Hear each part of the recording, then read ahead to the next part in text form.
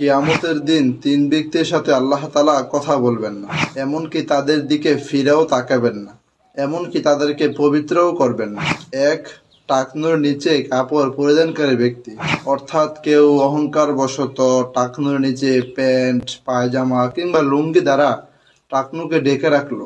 হাদিসের মধ্যে আসছে, মা আসফালা মিনাল কাবাইনি মিনাল ইদারি ফিন্নার।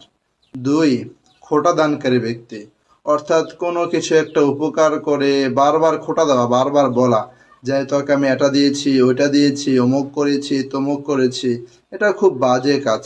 তিন, মিথ্যা শপথ করে পণ্য বিক্রিকারী, অর্থাৎ এরকম বলা যে বাজারে আমার জিনিসটাই সবচেয়ে সেরা, আমার জিনিসটাই সবচেয়ে ভালো, শুধু আপনি এজন্য শুধু 5 টাকা লাভে বিক্রি করে দিচ্ছি, অন্য কেউ হলে 5 টাকা লাভে বিক্রি করতাম না, এই টাইপের মিথ্যা কথা বলে পণ্য বিক্রি করা।